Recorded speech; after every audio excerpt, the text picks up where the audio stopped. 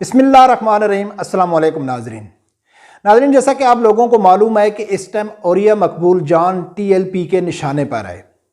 تحریک لبیک پاکستان کی طرف سے مسلسل ٹارگٹ کیا جا رہا ہے اوریہ مقبول جان کو، اس کے اوپر تنقید کی جا رہی ہے، جس کی وجہ سے اوریہ مقبول جان مجبور ہو کے اس نے ایک وضاحتی ویڈیو جاری کیا ہے۔ اس نے تحریک لبیک کے کارکنوں کو، تحریک لبیک کو جواب دینے کی کوشش کی ہے، وضاحت دینے کی کوشش کیا ہے کہ آخر میری اوپر سوال کیوں اٹھائے جا رہے ہیں۔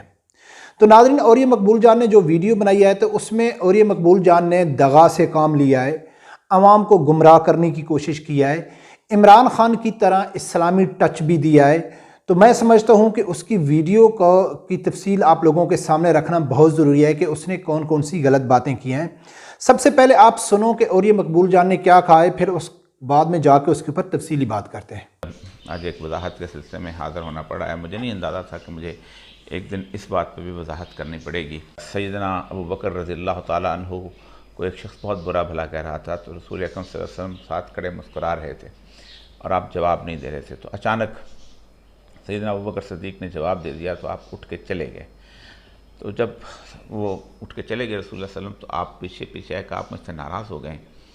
فرمایا ابو بکر، جب تک کوئی شخص میں برا بھلا کہہ رہا تھا تو ایک فرشتہ اللہ نے مقرر کیا ہوا تھا، وہ تمہاری طرف سے جواب دے رہا تھا۔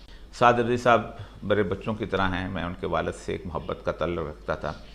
میں ان کے والد کے حق میں اس وقت بولا تھا کہ جب پاکستان میں کوئی شخص نہیں بولتا تھا۔ میں نے ممتاز قادری کا جنازہ پہلا شخص تھا جس نے ٹی وی پہ دکھایا تھا۔ جس دن آسیہ مسیح کا واقعہ ہوا تھا، سب سے پہلے ٹی وی پروگرام پہ میں آیا تھا، سب سے پہلے کالم میں نے لکھے تھے۔ سلمان تاثیر کے خلاف جو کالم ہے، کسی ایک میں سے اٹھا لیں، شاید آپ کو میرے علاوہ کوئی اور کالم نہیں ملے گا۔ میں جمہوریت کا مخالف تھا، میں جمہوریت کو کفر سمجھتا ہوں۔ ناظرین، سب سے پہلے میری گزارش ہے کہ اگر آپ نے ابھی تک میرا چینل سبسکرائب نہیں کیا ہے تو پلیز اسے سبسکرائب کر دینا اور بیل آئیکن کو لازمی پریس کرنا تاکہ آپ کو نوٹیفیکیشن ٹائم پہ ملے۔ اوریہ مقبول جان نے اس میں 3 باتیں زیادہ اہم کی ہیں۔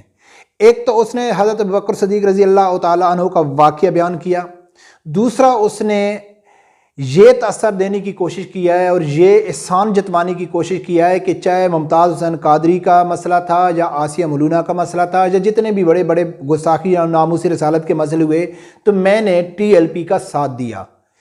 ایک یہ بات، اور تیسری سب سے زیادہ اہم بات جو اس نے کیا ہے کہ میں جمہوریت کو کفر سمجھتا ہوں۔ یہ 3 باتیں اس نے کی ہیں، اس کے اوپر ہم بات کریں گے۔ سب سے پہلی بات یہ ہے کہ ناظرین، اس نے کہا ہے کہ بھئی حضرت ابوبکر صدیق رضی اللہ تعالیٰ عنہ کو ایک کوئی آدمی برا بھلا کہہ رہا تھا تو حضرت ابوبکر صدیق رضی اللہ تعالیٰ عنہ خاموش کھڑے رہے، لیکن جب حضرت ابوبکر صدیق رضی اللہ تعالیٰ عنہ نے اس کو جواب دیا تو نبی اکرم صلی اللہ علیہ وسلم اٹھ کے چلے گئے۔ تو جب نبی اکرم صلی اللہ علیہ وسلم سے پوچھا گیا تو اس نے کہا کہ ابوبکر، جب تک آپ خاموش تھے تو آپ کی جگہ جواب فرشتے اس کو دے رہے تھے، تو جب آپ نے بولنا شروع کیا تو فرشتے خاموش ہو گئے۔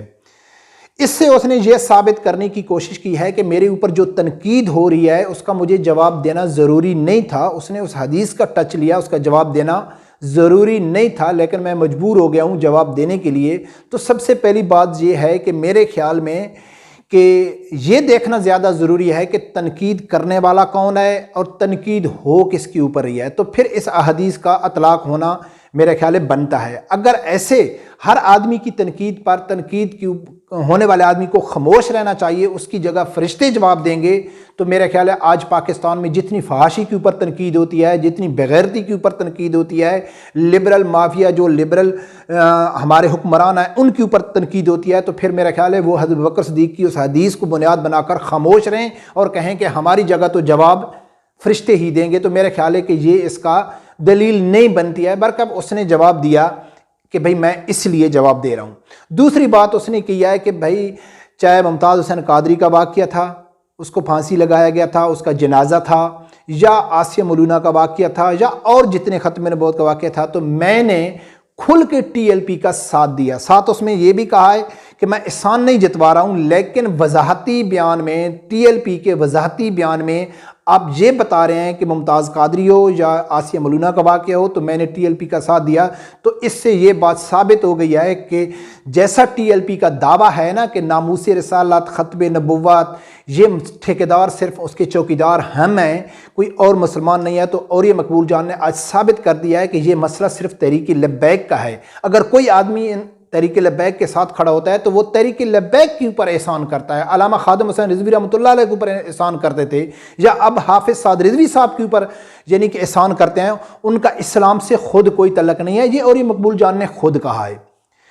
तीसरा नाज़रीन, जो सबसे ज़्यादा अहम बात की और ये मकबूल जान ने, जिससे उसने आवाम को गुमराह करने की कोशिश की, उसने बात किया है, पहले भी एक वीडियो में उसने कहा है कि मैं तहरीक लब्बैक के ख़िलाफ़ नहीं हूँ, मैं इमरान ख़ान को इसलिए सपोर्ट कर रहा हूँ कि वो अमेरिका के ख़िलाफ़ खड़ा है और मैं जमहूरियत के ख़िलाफ़ हूँ और जमहूरियत को मैं कुफर समझता हूँ। TLP जब सियासी अमल में आई, सियासी जमात बनी, तो फिर मैं उसको सपोर्ट नहीं कर सकता हूँ क्योंकि मैं जमहूरियत को कुफर समझता हूँ, मैं जमहूरियत को गलत समझता हूँ। तो नाजरीन, जमहूरियत कुफर है या नहीं है, इसके ऊपर हमारी बहस नहीं है। बहस इसके ऊपर है कि औरिया मकबूल जान क्या समझते हैं।